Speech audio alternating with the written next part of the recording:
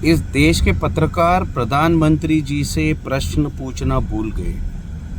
एक पत्रकार और टीवी नेटवर्क्स का एक सीरीज चालू है प्रधानमंत्री जी के साथ, और जो एडिटर जो कसम खा चुके कि इस देश में जब पत्रकारिता करोगे तो ईमानदारी से करोगे, तो आपके लिए कुछ प्रश्न है जो आप प्रधानमंत्री जी से ज़रूर पूछिए। सबसे पहला प्रश्न ये है कि प्रधानमंत्री जी को जवाब देना चाहिए कि जो 2014 में उन्होंने स्मार्ट सिटी का वादा किया था, 100 स्मार्ट सिटी बनाने वाले थे, वो कहाँ पे है।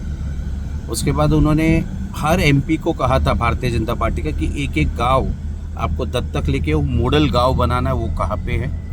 3 करोड़ घर आप देने वाले थे और दावा करते कि दिया, मगर जब न्यूज़पेपर में जिस परिवार का फ़ोटो आप लोग ने छापा कि इनको घर दिया, एक पत्रकार उनके पास चली जाती है तो पता चल जाता है कि वो तो रेंटेड घर पे रहती है, और वो जहाँ पे काम करती है वहाँ पे पूरे परिवार का फ़ोटो बीजेपी के लोगों ने लिया। और भारतीय जनता पार्टी को ये भी जवाब देना चाहिए कि उनके एक एमपी ये कहते हैं कि वो आरक्षण ख़त्म कर देंगे, संविधान बदल देंगे, और आरएसएस और भारतीय जनता पार्टी ने हमेशा मंडल कमीशन का विरोध किया।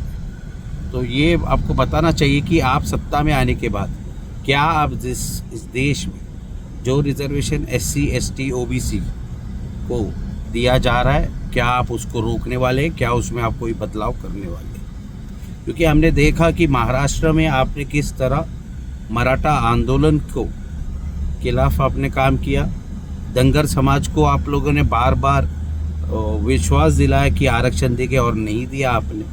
तो इस देश की जनता आप पे ऊपर विश्वास क्यों करे। दूसरा कि नरेंद्र मोदी जी जब 2014 में इस देश के प्रधानमंत्री बने थे, तब वो बात करते थे भ्रष्टाचार के खिलाफ।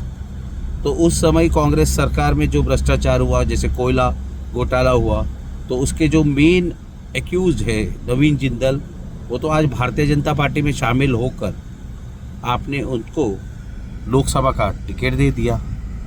कांग्रेस के ऊपर आपने हमेशा आरोप लगाया आदर्श घोटाला के बारे में, उसके आरोपी को आपने राज्यसभा भेज दिया। खुद प्रधानमंत्री जी 70,000 करोड़ सिंचन घोटाला का बात करते थे, उस अजीत पवार को आपने डिप्टी सीएम बना दिया। हसन मुशर्रफ के शुगर फैक्ट्री का घोटाला था, उसको आपने महाराष्ट्र सरकार में मंत्री बना दिया।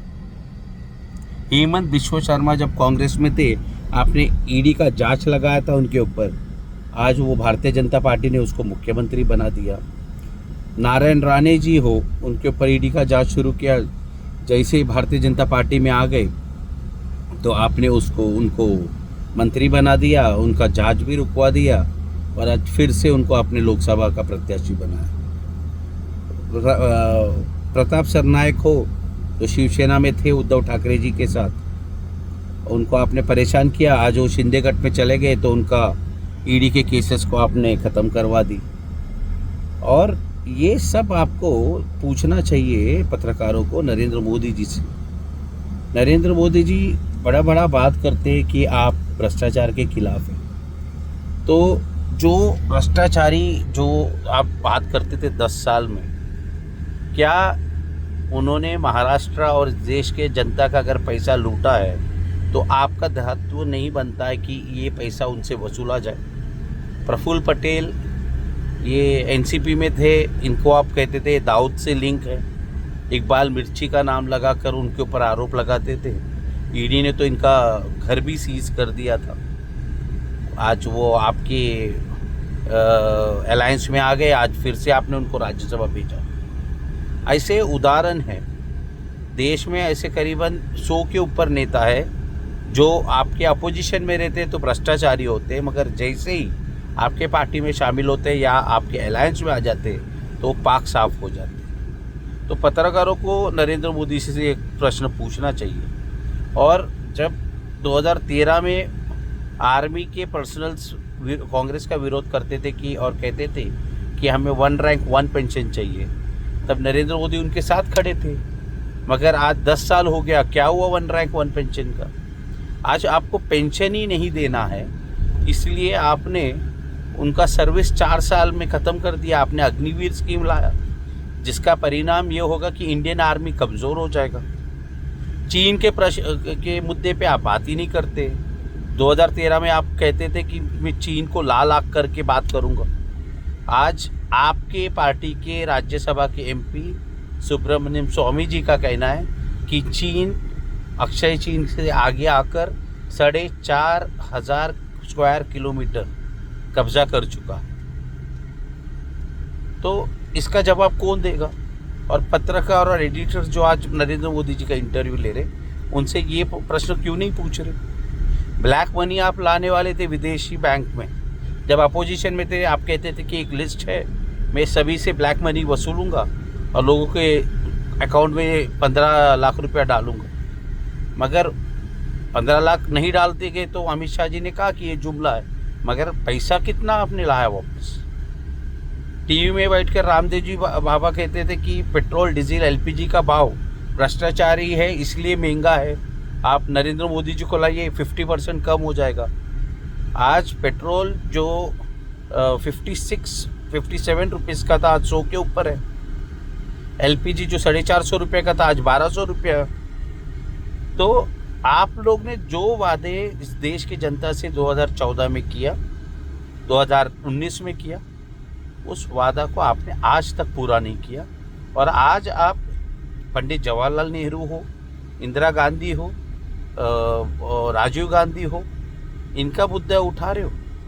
आपको इंटरव्यू जवाब दे रहे, तब आपको ये बताना चाहिए कि पिछले 10 साल में हमने क्या क्या काम किया, कितने लोगों को नौकरी दी, कितना IIT IIM बनाया। क्योंकि खुद प्रधानमंत्री जी ने भाषण दिया था कि दरभंगा में नया एम्स बना है, मगर उसके बाद जब पत्रकार उधर गए, दरभंगा में कोई एम्स नहीं बना है। तो इसका जवाब प्रधानमंत्री जी को देना चाहिए। और ये जो टीवी एडिटर्स उधर बैठकर प्रधानमंत्री जी को बहुत सॉफ्ट प्रश्न पूछते हैं, तो ये नहीं होना चाहिए। पत्रकारों को शर्म आना चाहिए कि आप प्रधानमंत्री जी 10 साल में पहली बार इंटरव्यू दे रहे, और भी प्रेस कॉन्फ्रेंस नहीं ले रहे। ये प्लान्ड इंटरव्यू, स्क्रिप्टेड इंटरव्यू है, कोई भी बता सकता। और मगर जब ये इंटरव्यू ले रहे तो आप हिम्मत करके प्रश्न पूछिए। प्रधानमंत्री जी को जवाब देना चाहिए कि इलेक्ट्रल बॉन्ड जो इतना बड़ा स्कैम है, ये कोई कांग्रेस आरोप नहीं लगा रही, सुप्रीम कोर्ट ऑफ इंडिया ने बताया। और 35 कंपनियां जिन्होंने आपको 2,500 करोड़ रुपया दिया, वो कंपनियां जिनके ऊपर इनकम टैक्स और CBI की इंक्वायरीज चालू थी। तो मतलब एक तरफ आप कंपनीज के ऊपर CBI और इनकम टैक्स का इंक्वायरी करते हो, और दूसरी तरफ से उसी कंपनी से चंदा लेकर वो मामला सेटल कर देते हो। जितना कलेश्वर डैम का जो मामला था, या बड़े बड़े कॉन्ट्रैक्टर्स का था, क्लियर कट दिख रहा, 10% कमीशन लेकर आपने चंदा लेकर इलेक्ट्रॉन बॉन्ड का, क्योंकि आपको लगा था कि ये कभी लोगों को पता नहीं चलेगा, और आपने कोशिश किया कि देश के जनता को पता नहीं चले कि आपको चंदा कौन दे रहा है। आज सुप्रीम कोर्ट के कारण दूध का दूध पानी का पानी हो गया। लोगों को पता चला कि जिनको आप कॉन्ट्रैक्ट दे रहे उनसे 10% के हिसाब से आप कमीशन ले रहे। तो ये प्रश्न ये टीवी एडिटर्स को पूछना चाहिए। और जो पत्रकार है वो देश के चौथा स्तंभ है, तो उनको आगे बढ़कर ये प्रश्न पूछना चाहिए, नहीं तो देश की जनता आपको कभी माफ़ नहीं करेगी।